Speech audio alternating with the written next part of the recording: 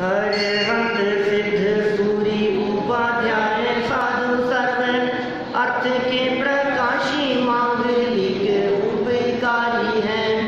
तिनको स्वरूप जान रागते भाई जो भक्ति काय को नवाई स्तुति को उचारी है। धन्य धन्य तिन ही ते काज सब राज भये कर जोड़े बार बार वंदना हमारी। मंगल कल्याण सुख ऐसो हम चाहते हैं। ओ मेरी ऐसी दशा जैसी तुम धारी है। ओ मेरी ऐसी दशा जैसी तुम धारी है। ओ मेरी ऐसी दशा जैसी तुम धारी है।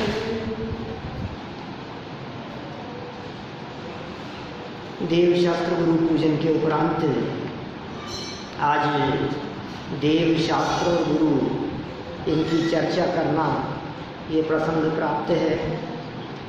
देव शास्त्र गुरु की यह चर्चा माने देव कौन है, शास्त्र का क्या स्वरूप है और हमारे सच्चे गुरु कैसे होते हैं, इसकी चर्चा को यहाँ समंत भद्र आचार्य, जानते हैं, नाम सुना है दीपेश? समंत भद्र आचार्य।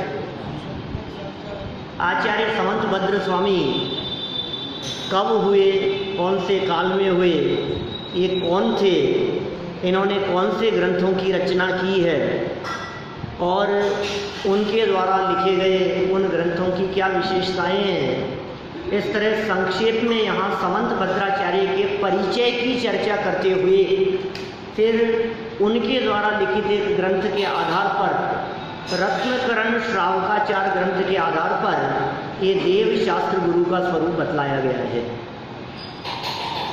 देखिए, हम यहाँ समंत भद्राचार्य का परिचय पढ़ते हुए बात को प्रारंभ कर रहे हैं। कौन थे ये आचार्य? व्यक्तित्व और कर्तृत्व।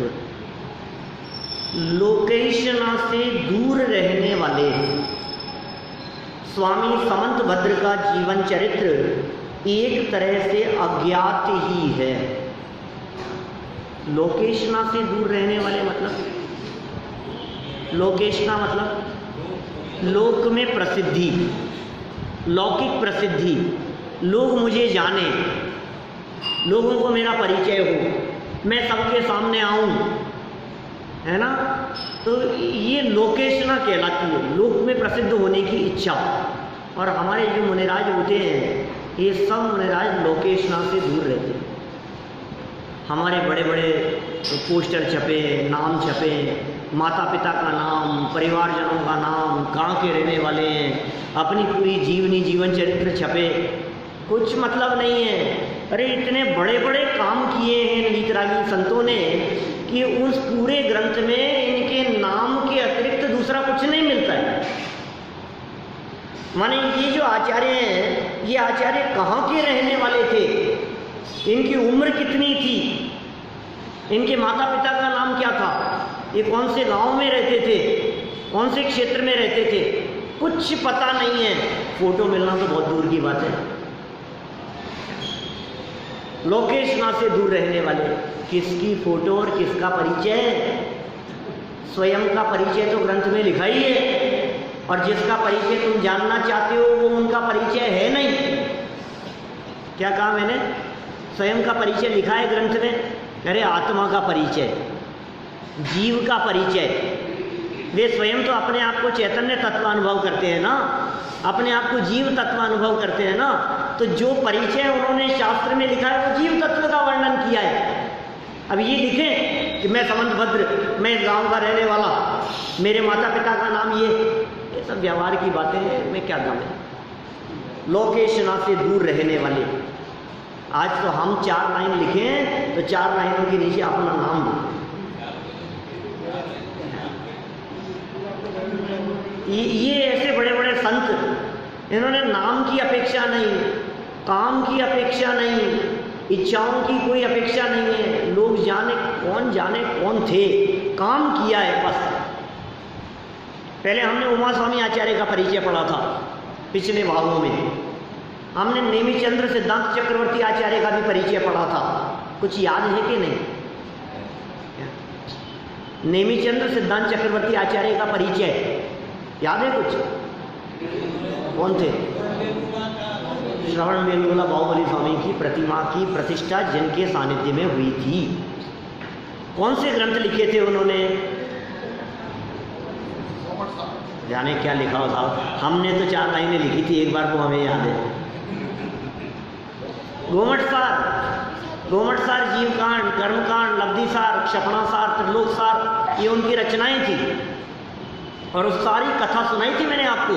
श्रवण बेलगोला, भगवान बाहुबली स्वामी की प्रतिमा, उसका निर्माण कैसे हुआ है, चामुंड राय उनके शिष्य थे, और सारी चर्चा हुई थी। अभी श्रवण बेलगोला के प्रसंग पर दोबारा सुनने योग्य है। अभी यहाँ चर्चा कर रहे हैं हम समंतभद्राचार्य के जीवन चरित्र की। तो एक तरह से अज्ञात ही है, पता नहीं है किसी को। जैनाचार्यों की ये विशेषता रही है कि महान कार्यों के करने के बाद भी उन्होंने अपने बारे में कहीं कुछ नहीं लिखा है। हम तो अपने लाइफ की थोड़ी सी कुछ विशेषता हो ना, अपनी कुछ एक अलग स्टाइल हो तो उसे सबके सामने प्रदर्शित करना चाहता है क्या? ये स्टाइल ही अलग ही है इनकी, तो इनकी काम करने की स्टाइल ही अलग ही है। और यहाँ तक कि मरने के बाद में भी ये सोचता है कि मेरी प्रशंसा में इस तरह की बातें कही जाए। जो कुछ थोड़ा बहुत प्राप्त है वह पर्याप्त नहीं है। थोड़ा बहुत इनके बारे में मिलता है, पर्याप्त नहीं है। और ये भी इन्होंने स्वयं ने नहीं लिखा, अन्य लोगों से जानकारी मिलने पर, शोध खोज होने पर कुछ परिचय प्राप्त हो गया है। आप कदंब राजवंश के क्षत्रिय राजकुमार थे। कौन राजकुमार थे भाई साहब? साधारण व्यक्ति नहीं थे। कदंब राजवंश। आपके बाल्यकाल का नाम शांति वर्मा था। जैन नहीं थे, शांति वर्मा नाम था। आपका जन्म दक्षिण भारत में कावेरी नदी के तट पर स्थित उरगपुर नामक नगर में हुआ था। दक्षिण भारत, कावेरी नदी, उरगपुर नाम का नगर। आपका अस्तित्व विक्रम संवत 138 तक था। ये थोड़ी बहुत बातें हैं। ये सब क्या होता है, जो रिसर्च करते हैं ना, शोध करते हैं, ये उसके आधार पर निकालते हैं। माने इनकी रचना कब हुई, फिर इनकी रचनाओं की भाषा शैली कौन सी थी, फिर इनकी रचनाओं के ऊपर टीका किसने लिखी, फिर जिन्होंने टीकाएं लिखी इसका मतलब उनके पहले का इनका काल है। ठीक है ना? हाँ, इस तरह की शोध खोज जब होती है तो कुछ बातों का पता लगता है। उरगपुर नगर, दक्षिण भारत के रहने वाले, शांति वर्मा इनका नाम, क्षत्रिय राजकुमार थे, कदंब राजवंश के। आपके पारिवारिक जीवन के संबंध में कुछ भी ज्ञात नहीं है। आपने अल्प वय में ही मुनि दीक्षा धारण कर ली थी। दिगंबर जैन साधु होकर आपने घोर तपस्चरण किया और अगाध ज्ञान प्राप्त किया।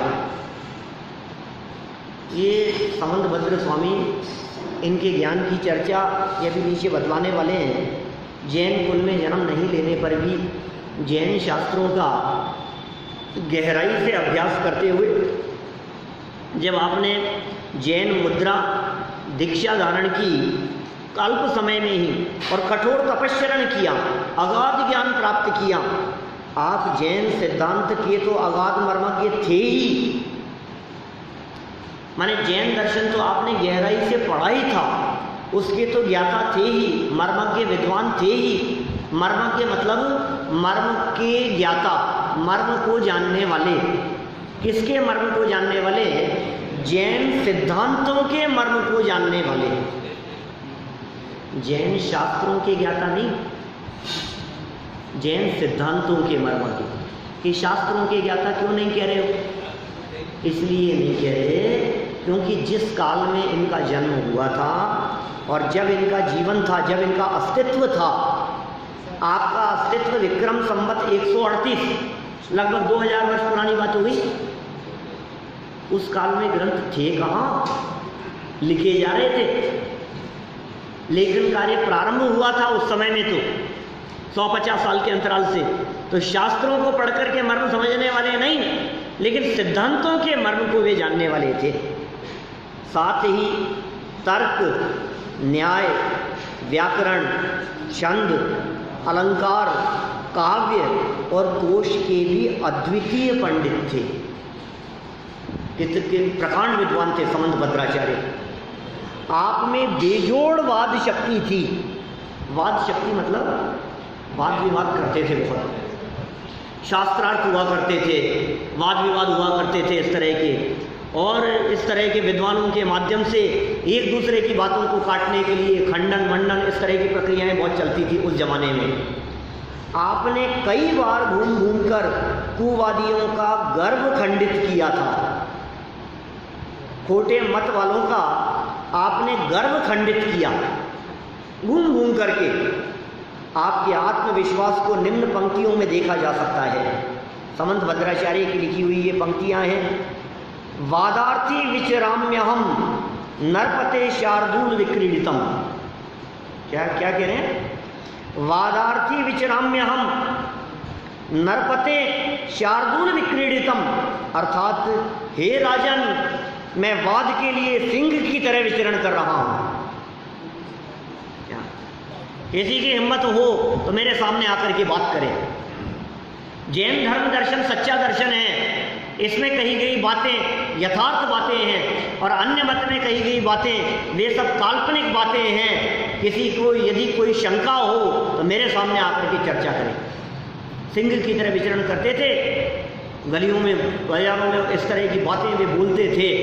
और लोग अन्य मतावलंबी जब उनसे आकर के चर्चा करते थे तो अपने तर्क से, अपनी युक्तियों से, अपने न्याय से, अपनी भाषा शैली से वो उनको पराजित कर दिया करते थे। एक तो पराजित करने वाले वे थे कौन, जिनकी कहानी 4 दिन पहले अपन ने पढ़ी सुनी थी यहाँ। कौन थे?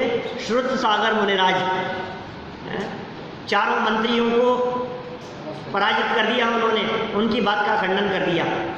लेकिन उनके जीवन में तो एक ही बार ऐसा प्रसंग बना जब लोगों की बात का खंडन किया हो। कौन? अच्छा, कौन थे आर्य? कौन से मुनिराज? श्रुत सागर मुनिराज। किसके अभिमान को खंडित कर दिया था? 4 मंत्रियों की, बलि, नहुषी, बृहस्पति, प्रहलाद की। और यहाँ ये जो समंतभद्राचार्य हैं, ये तो मानो काम ही इनका इसी प्रकार का था। जैन दर्शन की स्थापना, जिन शासन की प्रभावना, निर्दोष प्रभावना, दृढ़ता से, तर्क से, युक्ति से, न्याय से, अपने तर्क वितर्कों के माध्यम से यही बातें सच्ची है, ऐसे तर्क युक्तियों से इन्होंने चर्चा की है। देखो आगे भी क्या कहते हैं ये, राजन यस्यास्ति शक्ति से वदतु पुरतो जैन निर्ग्रंथवादी। मैं जैन निर्ग्रंथवादी हूँ, जिसकी शक्ति हो मेरे सामने बोले। ये इनकी पंक्तियाँ हैं। मैं जैन हूँ, तुम जो काल्पनिक बातें कहते हो ना, कुछ भी उटपटांग, ऐसा कहते हो, वैसा कहते हो, उटपटांग बातें कहते हो, अहिंसा की बातें भी करते हो, फिर हिंसा में भी धर्म बतलाते हो, फिर बलि चढ़ाने की बातें भी करते हो, और फिर कहते हो अहिंसा भी है। कभी रात्रि भोजन के त्याग के उल्लेख भी तुम्हारे यहाँ मिलते हैं क्या? और ऐसे भी तुम्हारे यहाँ उल्लेख मिलते हैं हिंदू परंपरा में कि रात्रि में एक अन्न का दाना भी खाए वो मांस खाने के बराबर है। कि मार्कंडेय पुराण वगैरह में इस तरह की चर्चाएं मिलती है हिंदू संप्रदाय में भी। और कहीं तुम्हारे ही ग्रंथों में ऐसी उल्टी बातें भी लिखते हो कि रात्रि में जब तक चांद न देख ले वे तब तक भोजन न करें। तो परस्पर विरोधी बातें मिलती है ना तुम्हारे यहाँ। तुम्हारे में हिम्मत हो तो हमारे सामने आकर के चर्चा करो, सामने आकर के बोलो। आपके परवर्ती आचार्यों ने, माने आपके बाद वाले जितने आचार्य हुए हैं, समंतभद्राचार्य के बाद में जितने आचार्य हुए हैं, उन्होंने आपका स्मरण बड़े ही सम्मान के साथ किया है। आपकी आद्य स्तुतिकार के रूप में प्रसिद्धि है समंतभद्राचार्य। ये परिचय याद करना, 2-4 बार पढ़ना इस परिचय को। ये कौन व्यक्तित्व थे समंतभद्राचार्य? आद्य स्तुतिकार। आद्य स्तुतिकार मतलब आद्य मतलब पहले, शुरू वाले, स्तुतिकार, स्तुति करने वाले। हमारे यहाँ जैन परंपरा में जो स्तुतियाँ मिलती है, जो स्तोत्र मिलते हैं, जो भक्तियाँ मिलती है, भक्ति स्तुति आदि जितनी चर्चाएं मिलती है, उनमें सबसे पहले रचना करने वाले समंत भद्राचार्य थे। भक्तामर स्तोत्र का नाम सुना है ना हमने? भक्तामर स्तोत्र तो बहुत बाद की रचना है। यद्यपि भक्तामर स्तोत्र की रचना हुए भी 1100 वर्ष का काल हो गया, लेकिन समंत भद्राचार्य से स्तोत्र परंपरा शुरू हुई 2000 साल पहले। समंत भद्राचार्य ने सबसे पहले स्तोत्र लिखे। कौन से? आपने स्तोत्र साहित्य को प्रौढ़ता प्रदान की है। आपकी स्तुतियों में बड़े बड़े गंभीर न्याय भरे हुए हैं। समंत भद्राचार्य द्वारा की गई स्तुतियाँ, स्तुति होती क्या है एक बार पढ़ करके तो देखो। क्या आजकल की स्तुतियाँ तो ऐसी बन करके रह गई है, हे भगवान बस तेरे ही सहारे, तू ही है पार लगाने वाला, प्रभु तेरे भरोसे मझदार में है नैया पार लगा देना, हे भगवान बस। ताम जाम और गाना और कोई फिल्मी गाने होंगे, हिंदुओं के गीत भजन होंगे और कोई उनमें कहीं एक नाम है, समझ लो आप महादेव की जगह महावीर हो गया, बस इतना सा नाम बदल दिया। भोले शंकर की जगह हे भोले पारसनाथ, भोले शांतिनाथ हो गया। ऐसे ऐसे नाम बदल देते हैं और भजन बन जाते हैं। क्या दम है इनमें? कर्तावाद का पोषण रंच मात्र भी नहीं है, क्योंकि जैन दर्शन अकर्तृत्व का पोषण करने वाला दर्शन था। जैन सिद्धांत इनकी स्तुतियों में भरे हुए हैं, जैन न्याय इनकी स्तुतियों और भक्तियों में भरे हुए हैं। स्वयंभू स्तोत्र उठा करके देखो जरा, 24 तीर्थंकरों की स्तुति जो समंत भद्र स्वामी ने की है बहुत प्रसिद्ध है। यद्यपि यहाँ उस घटना का उल्लेख इन्होंने नहीं किया है, लेकिन प्रसिद्ध है वो घटना समंत भद्राचार्य के संदर्भ में, जिसमें इनको भस्मक व्याधि रोग होने की बात थी। सुनी है लगभग सभी ने। आपको पता है दीपेश जी, इनको भस्मक व्याधि नाम का रोग हो गया था। साध्य कौन सा रोग बतला रहे? रोग मतलब बीमारी। भस्मक व्याधि, भस्मक व्याधि, व्याधि मतलब बीमारी और भस्मक मतलब भस्म कर देने वाली, ऐसी एक बीमारी हो गई थी। ये कैसी बीमारी होती है? ये ऐसी बीमारी होती है कि कितना भी खाओ पेट ही नहीं भरता। अरे हम आप लोगों जैसी बात नहीं है क्या? इनको तो सच में ऐसी बीमारी हो गई थी, 1 रोटी 2 रोटी 3 रोटी 5 50 100 200 500 रोटियां खा जाए तो भी पेट नहीं भरे, ऐसी बीमारी हो गई थी। क्या? भस्मक व्याधि रोग, मुनि अवस्था में थे। अब क्या करें? मुनि अवस्था में होते हुए ऐसा रोग हो जाए तो अनशन कैसे पलेगा, उन्होदर कैसे होगा, जाकर के हार लेंगे तो क्या होगा?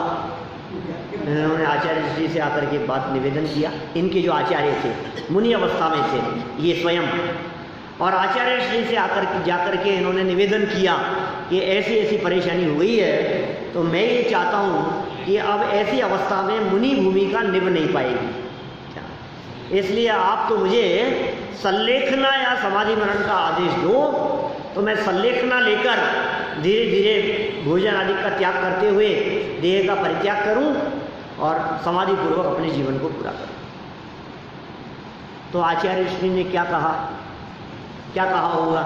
दे दिया होगा इनको, निर्णय हो गया होगा इस तरह का। क्या कहा उन्होंने? उन्होंने इनके जीवन को देखा, उन्होंने इनकी लाइफ को देखा, उन्होंने इनकी योग्यता को देखा, इनकी सामर्थ्य और योग्यता को देखते हुए आचार्य श्री ने इनको निर्देश दिया कि तुम्हारे ये रोग हो गया है, इस रोग का उपचार कराओ, मुनि अवस्था का त्याग करो, गृहस्थ अवस्था अंगीकार करो, क्योंकि मुनि दशा में रहते हुए रोग का उपचार नहीं होगा, इलाज नहीं होगा। तुम्हारे माध्यम से जैन धर्म की बहुत प्रभावना होनी है, बहुत प्रभावना होनी है, इसलिए दीक्षा को त्याग करो, दीक्षा छेदो, गृहस्थ बनो, रोग का उपचार करो और उसके बाद पुनः दीक्षा लेना, रोग ठीक हो जाए तब। दीक्षा छोड़ी इन्होंने समंत भद्राचार्य, वापस गृहस्थ बन गए। रोग का उपचार कराने के लिए किससे रोग का उपचार कराएं, किसको कहें, किसको दिखाएं। तो ऐसा उल्लेख मिलते हैं, प्रसिद्ध कथानक है, प्रसिद्ध कहानी है।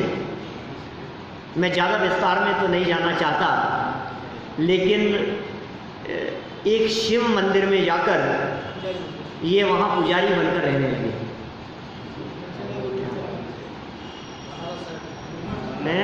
बनारस नगर में,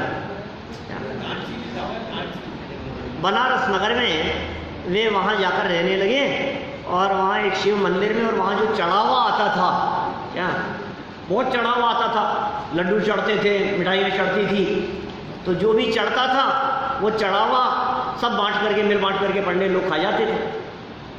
तो इन्होंने वहाँ जाकर के राजा से निवेदन किया। महाराज से क्या निवेदन किया? शिवदत्त राजा थे, और उन राजा से निवेदन किया कि महाराज, ये आपके जितने भी भक्त लोग हैं ये खिलाते नहीं हैं आपके भगवान को, इतने समय से भूखे हैं भगवान, और ये खुद मिल बांट करके खा जाते हैं। क्या बोले, क्या बात करते हो, भगवान भी खाते हैं? कि राजन बहुत समय से भूखे हैं, क्या आप कहो तो मैं करूं प्रयास, क्या कि क्यों नहीं, लेकिन महाराज दरवाजा बंद करके खिलाऊंगा। क्या? हाँ क्यों नहीं, ये ठीक है। दरवाजा बंद कर लिया, 40-50 किलो चढ़ावा चढ़ा था, क्या, और अंदर बैठकर खत्म कर दिया सब। भस्म व्याधि रोग था इनके, तो बीमारी थी, दरवाजे खोले, कोई आदमी कैसे खा सकता है? असंभव बात थी। दरवाजे खोले तो लड्डू सब साफ और गजब हो गया। क्या है? दूसरे दिन फिर, तीसरे दिन फिर, रोजाना ये क्रम चलने लगा। क्या? और वो जो पंडित लोग थे, क्या उनके हृदय में बड़ा, होता क्या है यार, ये करता क्या है ये अंदर? क्या लड्डू जाते कहाँ हैं, इतनी मिठाइयाँ जाती कहाँ हैं? और विरोध का भाव, क्योंकि उनकी बेइज्जती का प्रसंग था सब। धीरे धीरे क्या हुआ कि लड्डू भी कुछ बचने लगा, रोग जैसे जैसे ठीक होने लगा, बीमारी ठीक होने लगी ना, तो लड्डू भी बचने लगे। और उधर से उन्होंने कुछ ऐसा प्रयास किया कि कुछ खिड़कियों में से, कुछ दरवाजों में से, कुछ ऐसे प्रयास करके कि देखने का प्रयास तो करो आखिर ये क्या है चाल। तो जब देखा तो पता लगा कि ये तो मजे से पांव पसार के पड़ा रहता है अंदर, क्या, और लड्डू खुद खा जाता है। राजा के पास में शिकायत पहुंची, क्या, और शिकायत पहुंची और कहा कि ये तो साहब भक्त भी नहीं है, ये तो मानता भी नहीं है इनको, ये तो वहाँ पांव पसार करके सोता है, क्या, और खुद खा जाता है लड्डू। ऐसी ऐसी सारी बातें जब राजा के सामने पहुंची तो राजा ने बुलाया और निर्देश दिया उसको कि तुम ऐसा करो कि तुम इनको मानते हो कि नहीं मानते हो? क्या? कुछ नहीं बोले। दंड दिया जाएगा तुम्हारे को, मैं आदेश देता हूँ। सारी सभा लगी, लोग खड़े हुए, वहाँ मंदिर था और वहाँ पर खड़े होकर ये बोले हाथ जोड़ो इनके, क्या अभी निर्णय हो जाएगा कि तुम इनको मानते हो कि नहीं मानते हो, दूसरे देवी देवताओं को। तो समंतभद्र स्वामी ने एक बात कही राजा से कि महाराज हाथ तो जोड़ दूंगा मैं, क्या, लेकिन आपके ये जो है ना सामने, ये बर्दाश्त नहीं कर पाएंगे मेरे नमस्कार को। क्या बोले हो? बोले मेरे नमस्कार को बर्दाश्त नहीं कर पाएंगे। ये क्या बोलते हो? आदेश की पालना होनी चाहिए। क्या? उन्होंने स्तोत्र लिखना प्रारंभ किया। क्या? 24 तीर्थंकरों की स्तुति प्रारंभ की। लिखना माने बोलना। क्या? फिर बाद में वो लिपिबद्ध हो गया, जो वो लिखा बोला गया उनके माध्यम से। तो वो 24 तीर्थंकरों की स्तुति, वो स्तोत्र, क्या, स्वयंभू स्तोत्र नाम से जब उन्होंने लिखना प्रारंभ किया, बोलना प्रारंभ किया, तो बोलते हुए जब उसमें चंद्रप्रभ भगवान की स्तुति के शब्द बोले जा रहे थे, तो उन शब्दों में नमस्कार करने रूप शब्द आए और इन्होंने हाथ जोड़ करके चमकाया। क्या तो सामने जो शिव पिंडी थी क्या वो फट गई वो प्रतिमा, और वहां चंद्रप्रभ भगवान की प्रतिमा प्रकट हो गई। क्या सब देखते रह गए, राजा महाराजा सब लोग, जितने लोग वहां खड़े हुए थे, मंत्री और पूरी प्रजा देखने लग गई। वो सामने से तो फट गया वो, और बीच में चंद्रप्रभ भगवान वो प्रकट हो गए। ऐसी स्तुति इन्होंने लिखी और बहुत दृढ़ता से प्रतिपादन किया। आज भी वो बनारस में वो मंदिर फटे महादेव के नाम से मंदिर प्रसिद्ध है। 2000 साल हो गए उस घटना को, उसके बावजूद भी। क्या साहब आप जाकर के आए हैं ना? 3 बार जाकर के आए हैं वहां पर। तो ऐसी ये घटना सच्ची घटना, ये समंत भद्राचार्य के जीवन में ऐसी घटना घटी। वीतरागी जिनेंद्र देव के अतिरिक्त, सच्चे देव शास्त्र गुरु के अतिरिक्त अन्य किसी के आगे हमारा मस्तक नहीं झुकेगा। क्या राजा भी जैन हो गया क्या? बाद में उसने दिगंबर जैन मंदिर बनवाए, दिगंबर जैन धर्म अंगीकार किया, जैन धर्म का प्रचार प्रसार किया राजा ने, और बहुत लोगों को जैन बनाया, और उसकी वजह से काफ़ी लोग जैन हो गए, जैन धर्म को अंगीकार करने वाले हुए। तो ये ऐसे समंत भद्र स्वामी और ऐसे आपकी स्तुतियाँ, ऐसे आपके स्तोत्र वस्तु स्वरूप का वर्णन करने वाले, माने द्रव्य गुण पर्याय का स्वरूप बतलाने वाले, वस्तु स्वरूप को बतलाने वाले, उत्पाद में ध्रुवता की चर्चा करने वाले ऐसे स्तोत्र हैं आपके स्तोत्रों में, जिनमें न्याय भरा हुआ है और गंभीर सिद्धांत भरे हुए हैं। उनमें कौन कौन सी रचनाएं प्रसिद्ध हैं? तो देखिए, आपने आप्त मीमांसा, आपके एक ग्रंथ का नाम है आप्त मीमांसा। आप्त माने होता है देव। आप्त शब्द का मतलब देव। देव मतलब ये 4 गति में जो देव गति के जीव हैं वो नहीं। आप्त माने होता है सच्चे देव। सच्चे देव मतलब भगवान। जो हमारी देव शास्त्र गुरु की पूजन है ना, तो उसमें हम कोई देवों को, देवी देवताओं को थोड़ी ना पूजन करते हैं। स्वर्ग के जो देव हैं उनकी पूजा थोड़ी ना। देव मतलब कौन है? देव मतलब जिनेंद्र देव। देव मतलब अनंत भगवान। देव मतलब सिद्ध भगवान, वो देव हैं। उनके लिए पर्यायवाची शब्द है आप्त। आप्त मीमांसा। ग्रंथ का नाम क्या है? आपके द्वारा लिखा गया ग्रंथ। आप्त मीमांसा के प्रारंभिक श्लोकों में उन्होंने देव की परीक्षा की है। बोलो, है आपकी हिम्मत? देव की परीक्षा करो। क्या? शास्त्र की परीक्षा करो, गुरु की परीक्षा करो। क्या? ये जैन धर्म परीक्षा प्रदानी है, बिना परीक्षा के काम नहीं चलेगा। हम सबको गुरु नहीं मान सकते, हम सबको शास्त्र नहीं मान सकते, हम सबको देव नहीं मान सकते। इन्होंने परीक्षा की। यहाँ कौन होंगे देव, कौन है हमारे, उनका निर्णय करने के लिए उन्होंने कहा, भाई साहब ये जो चलता है ना तुम्हारे छत्र माथे पर है, चमर है, भामंडल है, देव लोग आते हैं, समोशरण की रचना हो गई है, मैं नहीं मानता इनसे तुम्हारे को। भगवान को चैलेंज किया ये समंत भद्र स्वामी। बोले इन सब बातों में क्या दम है? असली बात आपकी वितरागता होनी चाहिए, असली बात आपकी सर्वज्ञता होनी चाहिए, बाकी बाहरी आडंबरों में कुछ दम नहीं है। देवागम न भूयान चामरादि विभूतय माया विश्वपि दृश्यन्ते न तस्त्वमसि नो महान अध्यात्मं वैरप्येश विग्रहादि महोदय दिव्य सत्यो दिवोकस्तु प्यस्थिरागादि मत्सः। ऐसे श्लोक लिखे उन्होंने। देवागम, नवोयान है, चमर आदि विभूतियाँ दिखती है, कुछ दम नहीं है। असली बात अंदर वाली होनी चाहिए। मैं विस्तार से चर्चा नहीं करना चाहता। मैंने 2 महीने में 4 महीने में कभी चर्चा चलेगी आगे, तो आगे वो उस आप्त मीमांसा के कुछ श्लोकों की चर्चा की है। मैंने बहुत सालों पहले सन 2002-3 के आसपास मैंने शिविर में ये प्रसंग चलाया था, देवागम स्तोत्र चलाया था।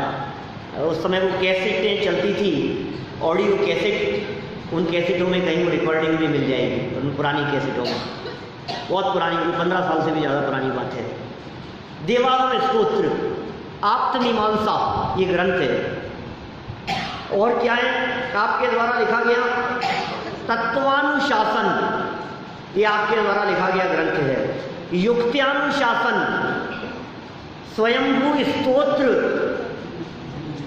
जिन स्तुति शतक, और आपके द्वारा लिखी गई सबसे अधिक प्रसिद्ध रचना रत्नकरण श्रावकाचार्य। नाम सुना है आप लोगों ने रत्नकरण श्रावकाचार्य का? सभा में ऐसे कौन होंगे जिन्होंने ये नाम नहीं सुना हो? रत्नकरण श्रावकाचार्य। रत्नकरण, करण माने होता है पिटारा, बर्तन, पात्र ऐसा। करण, रत्न, रत्नों से भरा हुआ। रत्नकरण, कौन से रत्न, किससे भरा हुआ? कि श्रावकाचार। श्रावकों का जीवन कैसा होना चाहिए? श्रावकों का आचरण कैसा होना चाहिए? श्रावकों के जीवन में कौन कौन से गुणधर्म आदि होने चाहिए? कौन सी बातों का पालन एक जैन गृहस्थ के जीवन में होना चाहिए? इसका बहुत सुंदर वर्णन उस पूरे ग्रंथ में किया है। उस ग्रंथ का नाम है रत्नकरण श्रावकाचार। और उस रत्नकरण श्रावकाचार की ढूंढारी भाषा में लिखी हुई बहुत प्रसिद्ध टीका, उस रत्नकरण श्रावकाचार्य की व्याख्या जो सदासुखदास जी का अस्लीवाल ने की, वो बहुत प्रसिद्ध है। और उसकी हस्तलिखित प्रति हमारे यहाँ जिन मंदिर में मौजूद है। सदासुखदास जी की जो रत्नकरण श्रावकाचार्य की मूल रचना है ना, मूल प्रति, उनकी ओरिजिनल हैंडराइटिंग में लिखी हुई मूल प्रति, वो हमारे यहाँ मंदिर में उपलब्ध है। क्या थोड़े दिन पहले भी निकाली थी, हमने देखी थी उसको। वो रत्नकरण श्रावकाचार्य पढ़ने योग्य, प्रत्येक श्रावक को, प्रत्येक गृहस्थ को अपनी लाइफ में एक बार तो कम से कम रत्नकरण श्रावकाचार्य पढ़ना ही चाहिए। अपनी लाइफ कैसी होनी चाहिए, देव का स्वरूप, गुरु का स्वरूप, शास्त्र का स्वरूप, ये सब स्वरूप बतलाए हैं उसमें। एक गृहस्थ होने के नाते, एक श्रावक होने के नाते, श्रावकाचार्य अपना जीवन कैसा होना चाहिए अपने को तो पता होना चाहिए कि नहीं। छोटी छोटी सी बातों के आधार पर जीवन सुधारने की चर्चाएं वहां की है। प्राकृत व्याकरण आपने लिखी, प्रमाण पदार्थ आपका ग्रंथ है, कर्म प्रावृत्त की टीका आपके द्वारा लिखा गया है, और गंधहस्ती महाभाष्य आपके द्वारा लिखा गया है जो प्राप्त नहीं है। ये गंधहस्ती महाभाष्य जानते हैं आप क्या चीज़ है? गंधहस्ती महाभाष्य ये तत्वार्थ सूत्र ग्रंथ की टीका है। उमा स्वामी आचार्य ने जो तत्वार्थ सूत्र ग्रंथ लिखा, उस तत्वार्थ सूत्र ग्रंथ का टीका है, व्याख्या ग्रंथ था। गंधहस्ती महाभाष्य कितना विशाल था, आप इसका अंदाजा नहीं लगा सकते। हजारों पेजों में होगा, हजारों श्लोक होंगे इसके। ऐसे महान टीका थी कि कैसे पता साहब आपको, उपलब्ध तो है ही नहीं, फिर कैसे कह रहे हो आप कि इतना बड़ा होगा? कि इस गंधहस्ती महाभाष्य का स्टार्टिंग का अंश मिलता है, मात्र 114 श्लोक मिलते हैं। इस गंधहस्ती महाभाष्य का मंगलाचरण है वो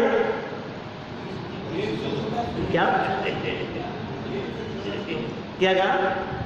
गंधहस्ती महाभाष्य का मंगलाचरण जैसा है, मंगलाचरण जैसा है तत्वार्थ सूत्र की टीका में। तो आप सोचिए वो तत्वार्थ सूत्र ग्रंथ की पूरी टीका यदि ये महाभाष्य उपलब्ध होता तो कितना बड़ा होता। तत्वार्थ सूत्र का वो प्रसिद्ध मंगलाचरण हम सबने सुना है, अनेक बार बोलते भी हैं और लगभग याद भी होगा सबको। मोक्ष मार्गस्य नेतारं भेतारं कर्म भूभृतां ज्ञातारं विश्वतत्त्वानां वन्दे तद्गुण लब्धये, वन्दे तद्गुण लब्धये। ये 30-35 साल से याद है हमारे को। महावीर स्कूल की प्रार्थना में बोला जाता था मंगलाचरण, आज भी बोला जाता है।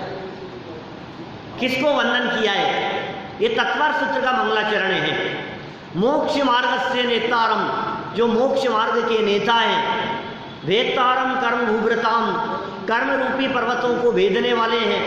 ज्ञातारम विश्व तत्वानाम, जो विश्व तत्व के ज्ञाता हैं। वंदे तद्गुण लब्धये, उन गुणों की प्राप्ति के लिए माने वीतरागता, सर्वज्ञता और हितोपदेशीपन जीवन में प्रकट हो, इस भावना से हे जिनेंद्र देव मैं आपके चरणों में वंदन करता हूँ। वंदे तद्गुण लब्धये, ये मंगलाचरण कौन से ग्रंथ का था? तत्वार सूत्र। और उस तत्वार सूत्र की व्याख्या लिखी समंत भद्राचार्य ने, तत्वार सूत्र की टीका।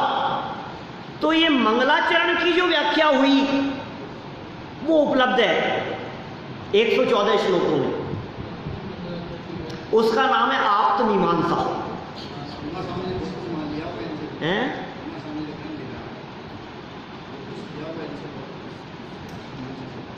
आप समझ ही नहीं रहे हो बात, आप उल्टा समझ रहे हैं। उमा स्वामी आचार्य ने तत्वार सूत्र पहले लिखा है भाई। उमा स्वामी आचार्य ने जो तत्वार सूत्र लिखा है उसमें जो मंगलाचरण लिखा है उसकी टीका की, उसकी व्याख्या की समंत भद्राचार्य ने। और व्याख्या करते हुए 2 लाइनों की व्याख्या करते हुए 114 श्लोक बना दिए और आगे विस्तार से पूरे तत्वार सूत्र की व्याख्या की। और पूरे ग्रंथ का नाम था गंधहस्ती महाभाष्य। और पूरे में से इतना सा चैप्टर अवेलेबल है, 114 श्लोकों की कारिकाएं। और उन कारिकाओं में देव शास्त्र गुरु का माने मुख्य रूप से देव का तर्क संगत विवेचन किया है, वर्णन किया है। उसका नाम है आप्त मीमांसा। ये पहला नाम दिया है इसमें, इनकी रचनाओं में आप्त मीमांसा आपकी रचना है। और ऐसे ऐसे न्याय की चर्चा है उसमें, माने उत्पाद ध्रुव्यत्व के संदर्भ में पयो व्रतो न दध्यति न पयोति दधिव्रत है, अगोरस व्रतो नो भे तस्मात् तत्वं त्रयात्मकम। 58-59 नंबर के आसपास के श्लोक हैं। घट मौलि सुवर्णार्थी नाशोत्पाद स्थिति स्वयं शोक प्रमोद माध्यस्थम जनो याति सहेतुकम। सुने कभी ये श्लोक? ये तो हम जब एमए में पढ़ते थे तो आपसे मीमांसा थी हमारे कोर्स में 1997 में, तब याद किए थे आपको मीमांसा के श्लोक 20 साल पहले। माने देवशास्त्र गुरु के स्वरूप को, देव के मुख्य स्वरूप को बतलाते हुए उन्होंने उत्पाद में ध्रुवता, ये मुख्य सिद्धांत है जैन दर्शन का, उसकी चर्चा की है। तो ये सब बहुत महत्वपूर्ण रचनाएं हैं, आपके द्वारा लिखी गई, आपके द्वारा रची गई ये सब रचनाएं। और उन सब में से ये गंधहस्ती महाभाष्य उपलब्ध नहीं है और बाकी सभी रचनाएं वर्तमान में उपलब्ध हैं। ये जो प्रस्तुत अंश है, अंश मतलब ये पाठ, ये चैप्टर, ये रत्नकरण श्रावकाचार्य के प्रथम अध्याय के आधार पर लिखा गया है। हमारे को नमूना जानने को मिलेगा, सैंपल मिलेगा हमारे को थोड़ा सा जानने को कि रत्नकरण श्रावकाचार्य ने किस लेवल से बात की है, किस स्तर से बात की है। यदि लोगों की सहमति और मन होगा तो रत्नकरण श्रावकाचार्य चलाएंगे। हैं? तीसरे भाग के बाद में वही चलाएंगे, क्या पता क्या होगा। जो भी है भगवान के ज्ञान में तो झलक रहा है। अनेक ग्रंथों संबंधी विकल्प चित्त में उठते रहते हैं। जो भी जैसी सबकी भावना होगी वो ग्रंथ अपने यहाँ चलाएंगे। तो रत्नकरण श्रावकाचार्य के आधार पर यह ग्रंथ लिखा गया है, ये चैप्टर लिखा गया है। इसमें रत्नकरण श्रावकाचार्य नामक ग्रंथ में देव की परिभाषा 5वें और 6ठे नंबर के श्लोक में दी है। शास्त्र की परिभाषा 9वें नंबर के श्लोक में है और गुरु की परिभाषा 10वें नंबर के श्लोक में है। हम यहाँ से श्लोक बोलते हैं, थोड़ा सा अभ्यास आपको ये संस्कृत श्लोक बोलने का भी होना चाहिए। मैं बोल रहा हूँ, याद करना। पहले भी संस्कृत का कोई श्लोक याद कराया था मैंने, कौन सा भूल गए होंगे आप लोग? बोलो कौन सा श्लोक याद कराया था? अरे जब यही पता नहीं है कौन सा कराया था तो श्लोक क्या याद होगा? षट आवश्यकों की बात बतलाने वाला, षट आवश्यकों के नाम बतलाने वाला, देव पूजा गुरुपासी स्वाध्याय संयम तप दानम चेति गृहस्थानाम षटकर्माणि दिने दिने। भूल गए? एक बार रिपीट कर लो उसको। आधी आधी पंक्ति बोलता हूँ मैं, रिपीट करना। देव पूजा गुरूपास्ति, देव पूजा गुरूपास्ति, स्वाध्याय संयमस्तप, दानं चेति गृहस्थानां, षट्कर्माणि दिने दिने, षट्कर्माणि दिने दिने। याद किया था आप लोगों ने, याद होना चाहिए, आप लोग भूल न जाएं, इसलिए संभालता रहता हूँ मैं तो थोड़ा पीछे की कुछ बातें। तो जैसे वो याद किया था हमने, ऐसे ही आपको ये 4 श्लोक याद करने हैं। अरे साहब बहुत कठिन काम है। समय है आपके पास में 23 घंटे। क्या? अरे 10 बजे, कल सुबह 9 बजे तक क्या मोबाइल में फ़ोटो खींच करके ले जाओ, किताब साथ में रखो, बार बार में बोलेंगे तो याद होंगे। मैं बोलना सिखाता हूँ आपको, रिपीट करें। आप तेनो छिन्न दोषेण सर्वज्ञेन गणेशिना,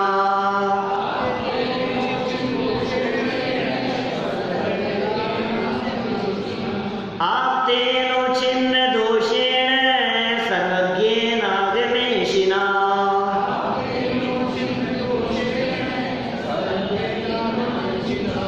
बोलने में यदि कुछ शब्द कठिन लग रहे हों तो मुझे बताना, क्या अपन और भी तोड़ तोड़ करके बोल सकते हैं। आप तेनो छिन्न दोषेण सर्वज्ञेन गणेशिना,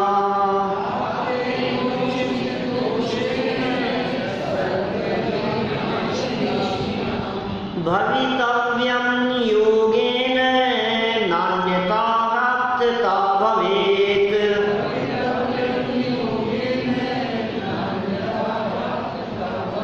ह और यह मिला है इसमें, ह्याप्तता, आप्तता है ना।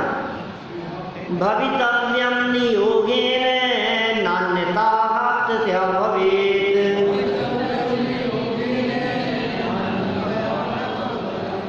ये तो देव का स्वरूप बतलाया है इसमें।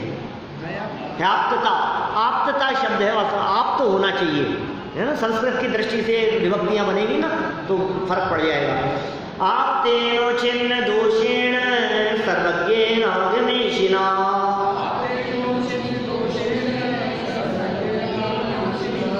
भवितव्यं योगेन नान्यथा प्राप्तता भवेत्।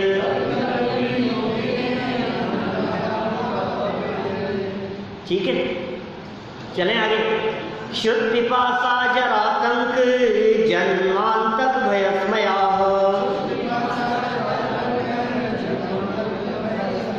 शुद्ध पिपासा जरातंक जन्मांतक भयस्मया,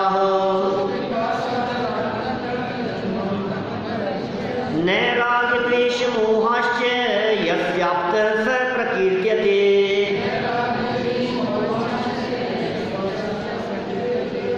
न राग द्वेष मोहाश्च यस्याप्तः स प्रकीर्त्यते।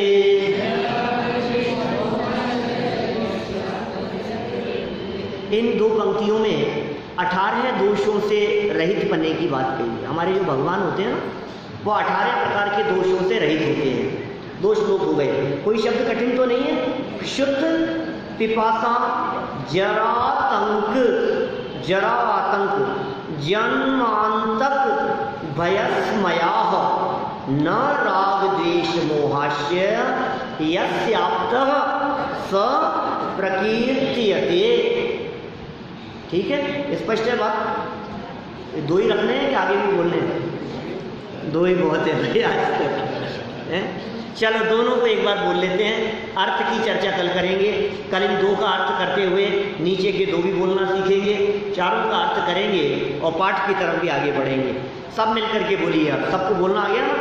आप तेनो छिन्न दोषेण सर्वज्ञेन गणेशिना,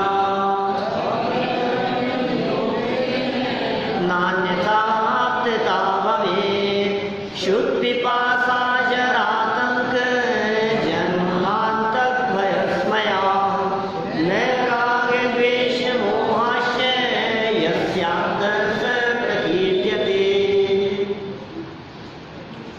तो देता हूँ नीचे के भी। एक ही बार बोल लो भले ही, जिनकी भावना हो दो के आगे याद करने की वो कर तो सकें। आप तो पज्ञ मनुलंघ्य मद्दृष्टेष्ट विरोधकम्।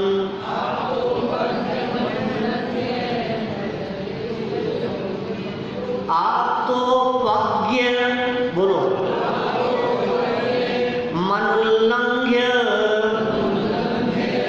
आप तो पज्ञ मनुलंघ्य, आप तो पज्ञ मनुलंघ्य मद्दृष्टेष्ट विरोधकम्। मद्दृष्टेष्ट मद्दृष्टेष्ट मद्दृष्टेष्ट विरोधकम्। तत्वोपदेशकृत सार्वम् शास्त्रं कापथघटनम्। शास्त्रं कापथघटनम्। विषयाशावशातीतो विषयाशावशातीतो निरारंभो परिग्रह। ज्ञान ध्यान तपोरक्तः, ज्ञान ध्यान तपोरक्तः तपस्वी स प्रशस्यते। तपस्वी स प्रशस्यते। इस तरह से देव की परिभाषा, शास्त्र की परिभाषा और गुरु की परिभाषा रत्नकरण श्रावकाचार नामक ग्रंथ में उपलब्ध होती है। ये मूल शब्द हैं समंत भद्राचार्य के। ये पंक्तियाँ आपके उपयोग में, आपके हृदय में बसनी चाहिए। इन शब्दों के क्या अर्थ हैं, इन श्लोकों के क्या अर्थ हैं, इन श्लोकों के माध्यम से क्या बात कहना चाहते हैं, इन सब की चर्चा हम कल अपेक्षित विस्तार से करेंगे। अभी की बात को यहीं